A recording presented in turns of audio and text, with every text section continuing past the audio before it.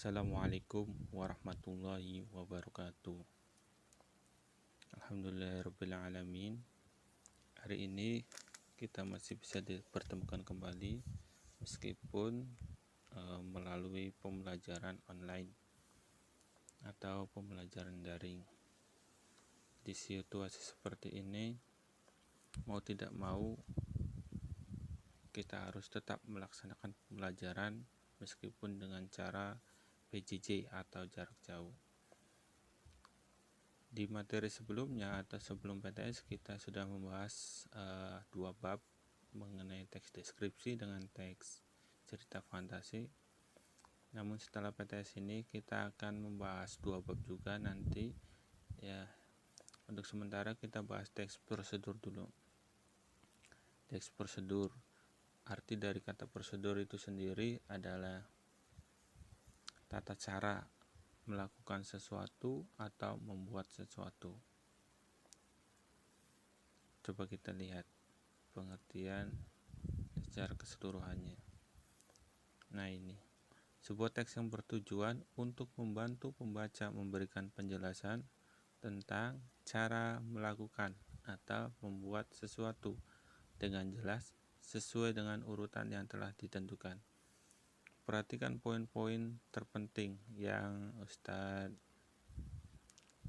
beri warna merah. Bertujuan memberikan penjelasan.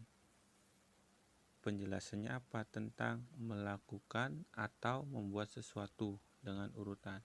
Jadi poin terpentingnya adalah melakukan atau membuat sesuatu dengan urutan pastinya. Jadi ketika kita ingin membuat sesuatu, ya maka kita harus berurutan, sistematis atau prosedur, sesuai dengan prosedur. Ketika kita melakukan sesuatu, contohnya misalnya wudu diawali dengan niat terlebih dahulu. Setelah itu membasuh tangan, tidak mungkin langsung membasuh muka misalnya, atau dari kaki dulu terus muka. Nah, itu nanti tidak prosedural, nanti acak-acakan. Nah, jadi intinya seperti itu. Ketika ingin melakukan sesuatu atau membuat sesuatu, ya harus sesuai dengan prosedur atau langkah-langkah sesuai dengan urutan yang tertib, yang jelas, tidak asal-asalan. Nah, intinya itu, melakukan sesuatu atau membuat sesuatu dengan terurut atau berurutan. Di manakah kita dapat menemukan teks prosedur? Teks prosedur itu bagian daripada kehidupan kita sehari-hari. Contohnya, di resep makanan itu bisa dikatakan sebagai teks prosedur. Karena resep makanan juga ada langkah-langkahnya, terus ada tahapan-tahapannya.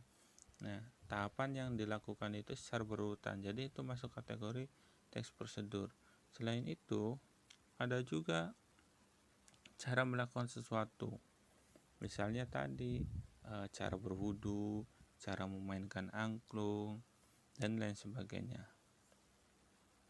Setelah itu ada pula penggunaan barang elektronik, misalnya dalam menyetel remote TV, terus cara menyalakan komputer. Nah, itu ada tata caranya. Itu masuk kategori teks prosedur. Dan yang terakhir ada kiat-kiat atau taktik. Kiat-kiat ini juga masuk kategori sebagai tahapan.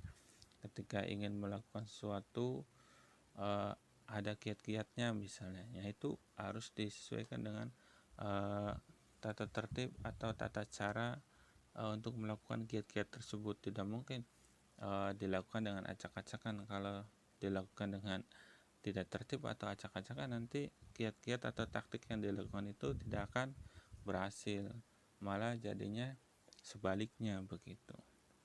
Nah, itu garis besar atau secara umum teks prosedur itu bisa ditemukan dari keempat unsur ini. Ke yang lain pun ya ada juga, tapi sebagian besar ada di hal-hal seperti ini, misalnya resep makanan atau minuman itu sama. cara melakukan sesuatu, penggunaan barang elektronik, kiat-kiat, dan lain sebagainya. Setelah itu ada ciri umum teks prosedur. Yang pertama, langkah-langkah. Poin terpenting dari prosedur itu langkah-langkahnya, tahapan-tahapannya. Tidak mungkin dikatakan sebagai prosedural ataupun prosedur tidak adanya langkah-langkah, itu nanti bukan prosedur, nanti namanya beda lagi. Dan yang kedua, bersifat menginformasikan. Nah, tujuan daripada prosedur ini menginformasikan kepada pembaca.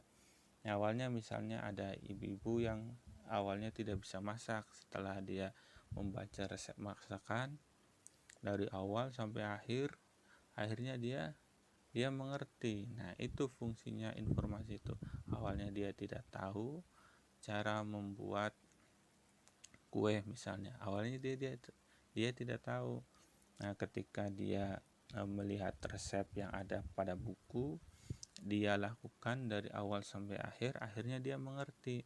Oh, ternyata membuat kue itu seperti ini. Nah, itu yang dikatakan informasi, sehingga pembaca itu awalnya tidak tahu menjadi tahu, awalnya tidak mengerti menjadi mengerti.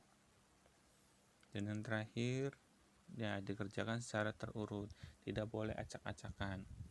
Kalau misalnya membuat mie instan misalnya, hal yang sederhana saja, misalnya tidak terurut, misalnya harusnya kan bumbu dulu tapi mie dulu ya boleh, atau misalnya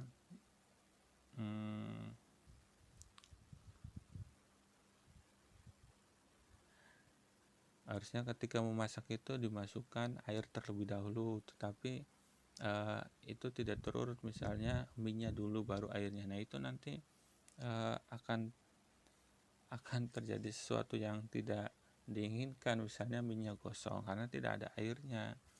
Karena prosedurnya harusnya kan air dulu baru setelah air itu mendidih maka dimasukkan mie tersebut, bukan mie dulu baru air, mie gosong baru air dulu, ya nanti kacau. Makanya dilakukan secara terurut. Nah, seperti itu. Nah, ini ada cara memasak mie instan, silahkan kalian baca. Nah, mie instan adalah sampai digemari masyarakat, silahkan kalian baca dengan baik. Bahan-bahannya apa saja. Nah, ini secara garis besar seperti ini membuat mie instan atau memasak mie instan. Tapi setiap orang berbeda-beda. Apakah dia memberikan atau menambahkan dengan sayur ataupun dengan cabai atau lain sebagainya. Tapi secara umum seperti ini. Silahkan kalian baca. Setelah itu kalau ada yang tidak paham atau tidak mengerti, silakan hubungi Ustadz melalui WA. Nah, untuk lebih lanjutnya silakan kalian klik terlebih dahulu ini untuk tugasnya. Klik link di bawah ini untuk tugas materi hari ini. Ya, mudah-mudahan apa yang Ustadz sampaikan kalian paham.